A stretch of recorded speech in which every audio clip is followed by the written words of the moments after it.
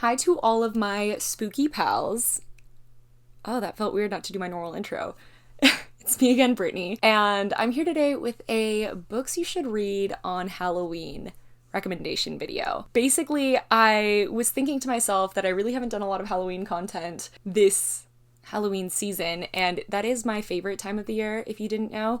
And I was just thinking about the fact that I almost always end up reading on Halloween itself lately, and how I would have loved a video like this myself when I was figuring out what I wanted to read for this Halloween. So these are all books that I've already read and that I think would be perfect to either start and finish on Halloween, because some of them are pretty short, or to start a little bit before Halloween and finish on it, or if maybe you're a very fast reader, you can start and finish them all on Halloween. I don't know. There's a pretty large range here. It is middle grade, it's cozy, it's spooky, it's short, it's long, there's a lot going on, paranormal mostly. I thought that this would be a fun video to do. I hope you guys really enjoy it.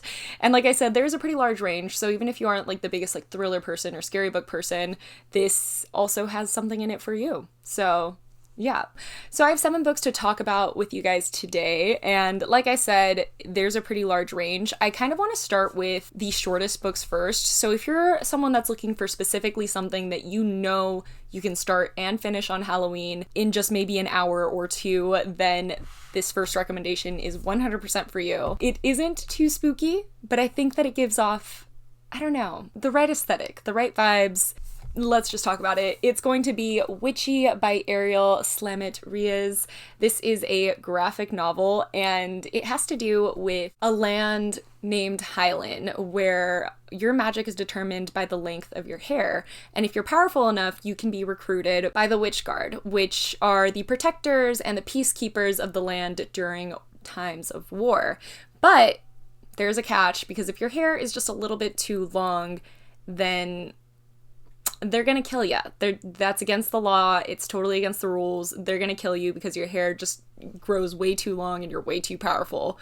And these are called witch burnings. Specifically, though, we're following Neve as she has been recruited by the Witch Guard to, well, train with her fellow classmates to hopefully be recruited by the Witch Guard, I suppose. Neve has always been kind of in the shadows, always tried to keep to themselves, and has always worn her hair in a braid. A shorter braid, pretty medium hair. She doesn't have any crazy power that anyone can speak of, but she's hiding a secret because maybe her braid isn't actually that short. Maybe she's hiding quite a lot of hair, and maybe it's actually illegal. And, you know, maybe she has some trauma about a family member that also had hair that was a little bit too long, a lot too long. It's gonna pull on your heartstrings.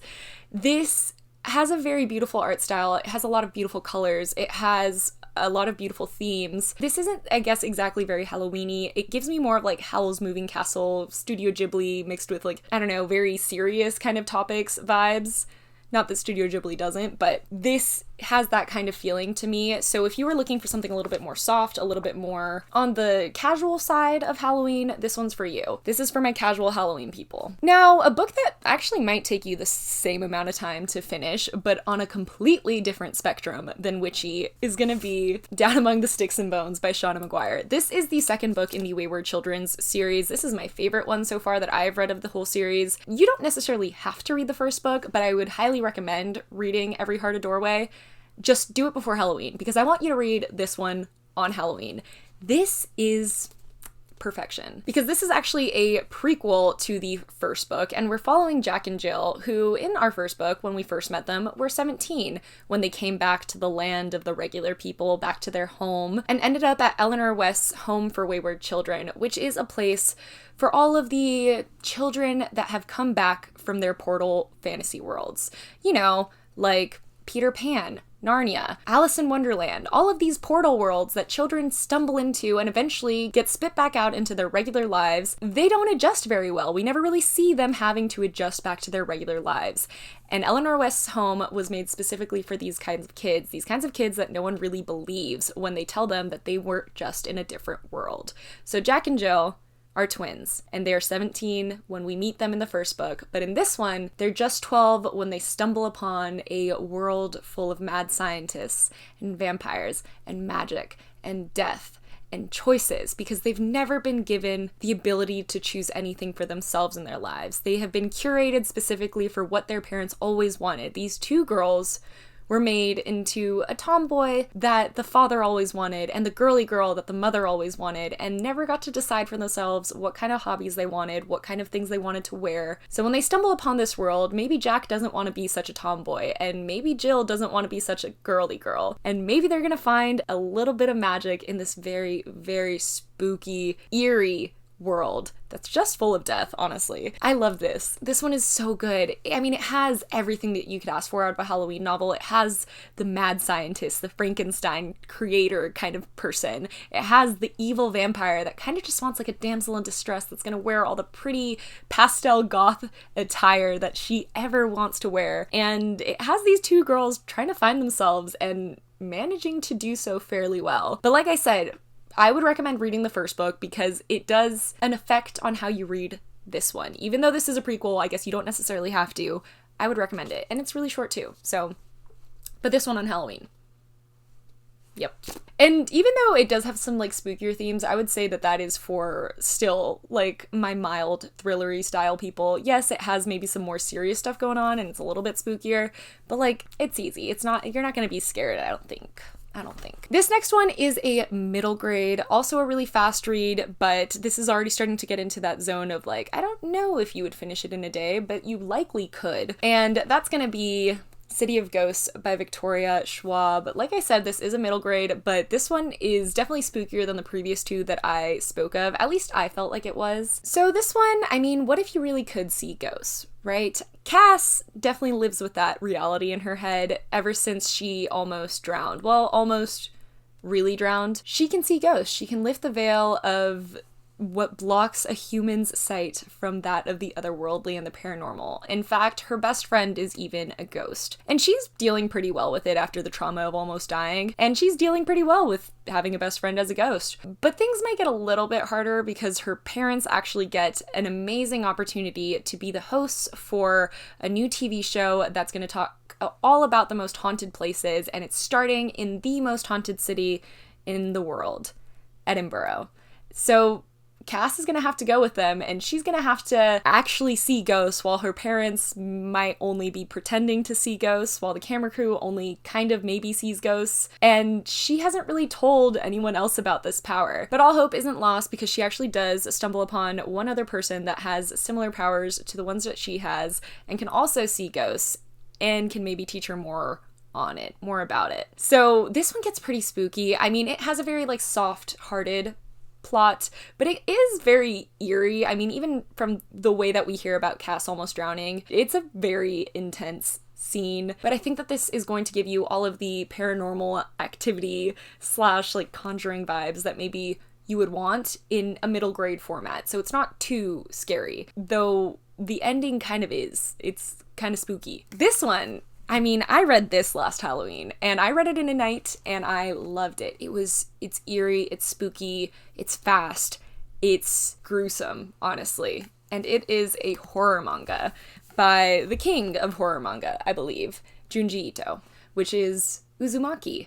I kind of debated between this one and Tomi, which are the two that I have read by Junji Ito, and I landed on this one because this one I still think about on occasion. I still think about the horror aspect of this story. And honestly, the premise of this is pretty straightforward because it takes place in a very small coast town in Japan that's always covered in fog, and that the people in this town are convinced is being haunted, but it's not being haunted by people or by a thing or anything like that. No, it's being haunted by spirals, and spirals are going to take over. Spirals feel like they're taking over. And the premise is so wacky, I guess, like, so like, how can that ever be really scary that you don't really realize just how creepy this can get. It's a wild ride, I'm not gonna lie. It starts off slow, it's like dipping your toes in the water, and then it just progressively gets more and more disturbing. It's not only like a little bit of a psychologically disturbing story, but also a body horror disturbing story. So if you're not into body horror, this is definitely not for you. There's a lot of like very, very gross body horror, to be totally honest. But I'm not normally the biggest fan of that, and I still was very okay with it. Like, I mean, it was kind of hard to look at sometimes, but I think that the story behind this was just so intriguing. I had no idea where this was going at any time, and I wanted to know what the hell was going on in this town. Like, what were these spirals? Why were people obsessed with them? What was going on? Was it real? Why weren't they getting the hell out of there? Like, way sooner. It's good. It's cool. I think that this was a great way for me to be introduced to Junji Ito, because I am only more and more intrigued by all of his other works. I need to read more by him. Maybe that'll be what I end up reading this Halloween. I don't know. Let me know. Let me know what you guys think I should read this Halloween, because obviously this is what I think you should read, but I've already read these, so. And this is actually the bind up of all of the stories. There are like separate bound novels, so if you wanted like the full story, you would want to get the bind up. So this is one that I would already say you probably would have wanted to start before Halloween if you want to finish it by Halloween. This is a paranormal, potentially, psychological, potentially, disturbing, potentially, story. And it is Mexican Gothic by Silvia Moreno Garcia. Now, while I didn't love this story, I thought the ending was a little bit confusing. I will say that the build-up to the ending was just the right vibes. This was atmospheric. Mexican Gothic takes place in 1950s Mexico, and we're following Noemi, who has gotten increasingly more disturbing letters from her newlywed cousin. A newlywed cousin who married a man that none of the family very well knew, and married him fairly quickly and moved off with him to his house fairly far away. So when she gets a letter that says, and I quote, "He is trying to poison me. You must come for me, Noemi. You have to save me." Noemi really doesn't have an option. I mean, I don't think any of us would have an option. If we got a letter like that from anyone that we remotely cared about, we'd probably go help them, right? So she goes to High Place, which is where this man lives, and her cousin, her newlywed cousin, now lives with him.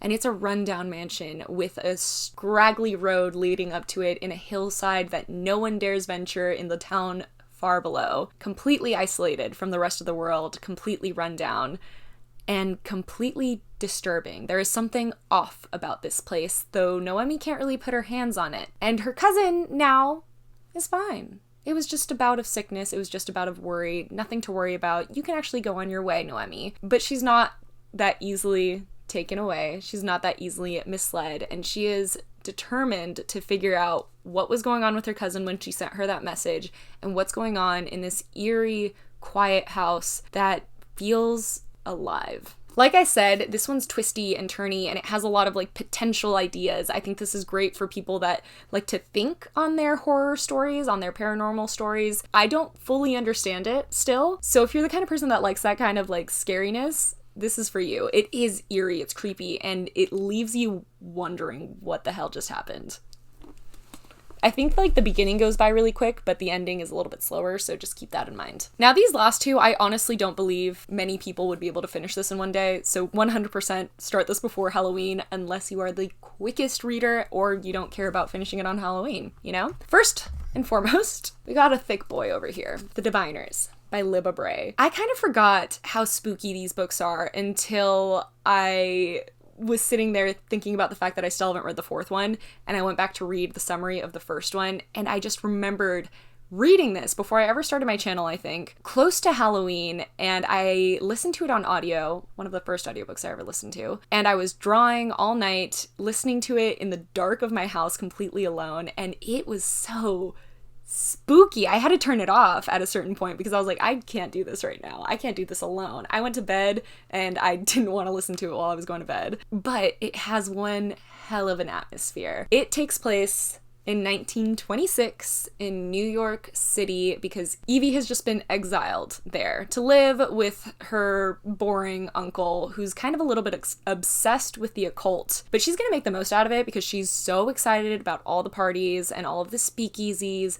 and all of the dancing and all of the music and the alcohol, even though it's, you know, not allowed. But she does actually have a secret that she definitely needs to keep away from her uncle who's, you know, obsessed with the occult, and it's that she has powers. Powers that got her into trouble in her boring hometown, and powers that now actually are getting a little bit more interesting because there is a murderer on the loose in New York City as she gets there, and she realizes that her ability to be able to pick up an object and sense the other people that have touched it and their stories might be very, very helpful in this murder case that's quickly turning into a serial killer being on the loose. But it's not just any serial killer, guys. This is a haunting story with a lot going on and a lot of really good build-up into the next books. There's a lot of paranormal elements to it because this serial killer is just eerie. He sings a creepy tune. So if you listen to the audiobook, which I did, you'll hear this creepy tune and it's gonna haunt you for at least a little bit. You have no idea what's going on.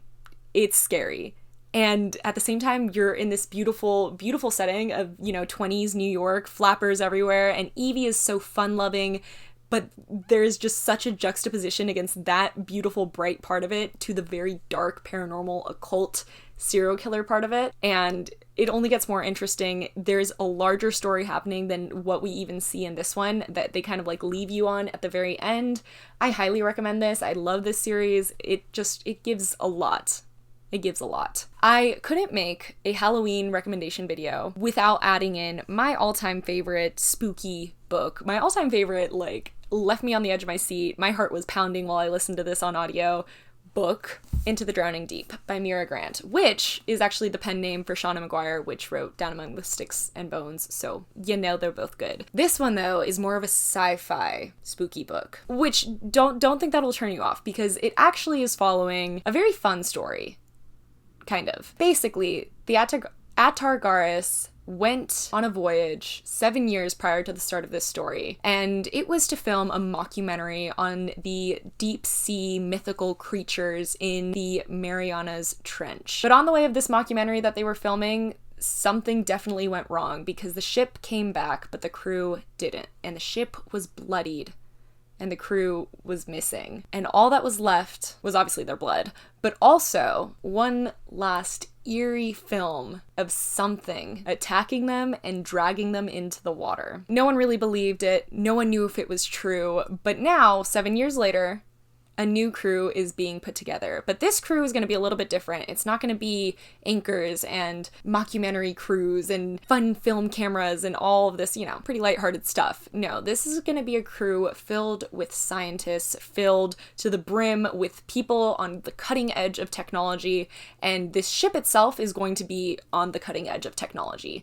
Because even though they're not sure if what they saw was real, they're going to be prepared for it. And there's a lot of people on this ship that want to prove to the world what their research has been up to this entire time. But our main character in this is Victoria, because her sister had been on that ship 7 years ago on the Atargaris, and she specifically just wants to know what happened to her because she can't fathom how her life ended up like this. But even though this is, a cutting edge crew and a cutting edge ship and cutting edge technology, there are things that are going to go so terribly wrong. There are things in the Marianas Trench, in this deepest part of the sea, that just maybe aren't meant to be explored because maybe people will die. I don't know. This is creepy. There's a lot of sensory things that happen in this that are just so eerie. We have a situation where one of the characters is deaf and they're in a pod as they go down into the water and the water turns black around them. Obviously, they're getting very deep. And so their senses are cut off from them. They have no way of knowing what's going on around them. And that alone is terrifying, but just read it. I literally, if there is one book that I could recommend above all others, if you want a spooky, scary story, it's this one of all the ones that I've read. I love psychological thrillers. I love horror. I love paranormal. Somehow this one is the one that I will always go back to when I think of the scariest book that I've ever read. Just give it a chance. I don't like sci-fi either. I'm not a scientist. I feel like that's what, most of us non-scientists think of sci-fi. That's quite ignorant, but I'm just saying, a lot of times you think of sci-fi and you think Star Wars, you think Star Trek, you think oh, okay, I don't really think I'm into that. No. This one, yes, there's a lot of technology involved in it, and there's a lot of sense out of the creatures that we might see. There is so much that makes sense about it, and I think that's what makes it the creepiest. Read it. Please read it. If you've read it because of me, let me know, because that would make me so happy. If you've read it not because of me, just still let me know, because I want other people to love it as much as I do. So, yeah, those are going to be the 7 books that you can choose from or you can read all of them. I don't know. It's up to you. I don't know how much time you have on your hands.